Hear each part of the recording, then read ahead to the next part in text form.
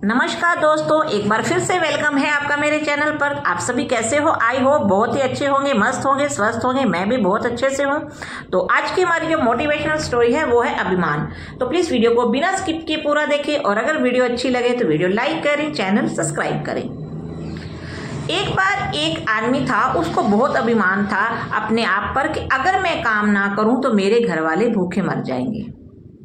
मेरे कमाने से ही उनको जो है खाना पीना मिलता है। इसी अभिमान में वो दिन भर जो है डींगे हाँकता फिरता था। वैसे तो उसकी छोटी सी एक दुकान थी, उससे जो भी उसकी आमदन होती थी उसी से घर का जो है खर्चा चल रहा था। अब वो लोगों से यही कहता था कि अगर मैं घर में ना हूं तो मेरे घर वाले जो है भूखे मर जाएंगे। इनको खाने देने वाला बस मैं ही हूं, इनका दाता पालक मैं ही हूं। कुछ दिनों बाद वहां गांव में एक सत्संग शुरू हुई। अब वो जो आदमी था वो भी सत्संग में गया। वहां जो संत थे सत्संग कर रहे थे कि इस दुनिया में कोई किसी का नहीं है, हर कोई अपनी किस्मत का खाता है, किसी को कुछ भी कोई देने वाला नहीं है।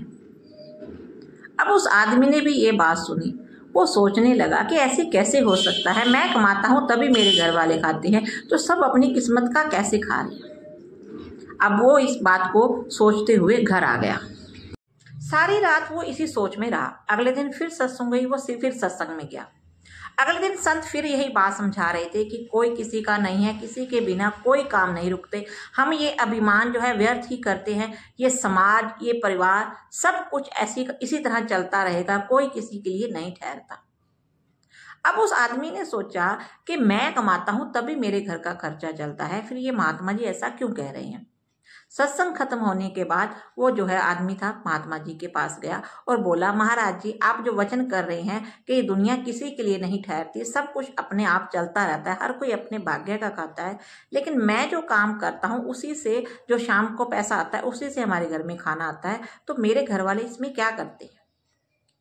महाराज ने कहा कि ये सिर्फ तुम्हारा भ्रम है, अभिमान है, हर कोई अपने भाग्य का खाता है। अब वो आदमी जो था इस बात को मानने को तैयार नहीं हुआ। फिर उस आदमी ने कहा कि संत जी, महाराज जी आप इसको प्रमाणित कीजिए, तभी मैं इस बात को मानूंगा। महाराज ने कहा ठीक है, अगर तुम यही चाहते हो तो यही होगा। महाराज ने कहा कि तुम 1 महीना अपने घर से के दिखाओ, फिर देखो क्या ये खाना पीना खाते हैं, ये जीते हैं या मरते हैं। ठीक है। अब ये बात प्रमाणित करने के लिए कि कोई किसी के लिए नहीं रुकता, ये दुनिया इसी तरह चलती रहती है, ये सिर्फ हमारा अभिमान है, संत ने उसको कहा कि तुम 1 महीने के लिए गायब हो जाओ। उसने कहा ठीक है। अब वो किसी जगह पे चला गया छुपने के लिए। संत ने ये बात जो है उसके घर वालों को फैला दी कि उसको कोई बाघ खा गया है, किसी बाघ का वो शिकार बन गया है। ये खबर जो है पूरे गाँव में आग की तरह फैल गई। अब घर वाले जो है काफ़ी रोए, कई दिनों तक उन्होंने शोक जो है मनाया, लेकिन धीरे धीरे जो है 10-15 दिनों में सब धीरे धीरे ठीक हो जाता है, सब उसी तरह दुनियादारी चलती ही रहती है। घर वाले काफ़ी दिनों तक दुखी रहे, लेकिन फिर वो अपने काम धंधे पे लग गए। अभी गांव वालों ने भी उनकी हेल्प करनी शुरू कर दी। अब उनका जो बड़ा लड़का था, गांव के एक सेठ ने उसे अपनी नौकरी पर रख लिया। थोड़े दिनों बाद जैसे तैसे करके उनकी एक बड़ी लड़की थी, उसकी भी गांव वालों ने हेल्प करके उसकी शादी कर दी, और छोटा बेटा था उसको भी पढ़ने का खर्चा गांव वाले भी देने लगे।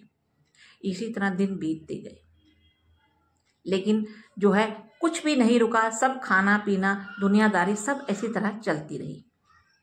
जैसे ही 1 महीना बीत गया, वो जो आदमी था वो एक दिन रात को छुपते छुपाते अपने घर का दरवाजे पर आ पहुंचा। उसने दरवाजा खटखटाया, आवाजें लगाई। अब जैसे ही उसकी पत्नी ने दरवाजा खोला, उसने उसको भूत समझकर चिल्लाने लगी। तब उसने सारी बात बताई कि मैं भूत नहीं हूं, मैंने सिर्फ ये प्रमाणित करने के लिए कि मेरे बिना मेरा घर परिवार, ये समाज चलता है कि नहीं चलता, अपने आप को जो है छुपा लिया था। अब उसकी पत्नी क्या बोली कि अब हमें तुम्हारी जरूरत नहीं है, हम पहले से बहुत सुखी हैं, तुम जहां थे वहीं चले जाओ। ये सुनकर उस आदमी का अभिमान चूर चूर हो गया। अब वो सोचने लगा कि ये बात तो बिल्कुल सही थी कि ये दुनिया किसी के लिए नहीं रुकती, सब काम अपने आप होते रहते हैं, किसी के जाने से ना जाने से कोई फर्क नहीं पड़ता। दुनिया है, समाज है, ये सब इसी तरह जो है चलता रहेगा, आगे बढ़ता रहेगा। हम इसी भ्रम में ना जिए कि हम ना होते तो इनको खाना कौन देता, ये कैसे जीते। जहां सभी के बिना काम चल सकता है, संसार सदा से चला आ रहा है और चलता ही रहेगा। जगत को चलाने की हाँ भरने वाले बड़े बड़े सम्राट भी मिट्टी हो गए, उनके बिना भी यह संसार, यह जगत चलता ही रहा और चलता ही रहेगा। इसलिए हमें कभी भी अपने बल का, अपने धन का, अपने कार्यों का और अपने ज्ञान का अभिमान नहीं करना चाहिए। हम किसी को कुछ नहीं दे सकते, हर कोई अपनी किस्मत का ही खाता है। जो प्राप्त है वही पर्याप्त है, जिसका मन मस्त है उसके पास समस्त है। मानव ही सबसे बड़ी जाति, मानवता ही सबसे बड़ा धर्म है। आई होप मेरी आज की स्टोरी आपको अच्छी लगी होगी। अगर अच्छी लगी है तो प्लीज वीडियो लाइक करें, चैनल सब्सक्राइब करें। So thank you so much.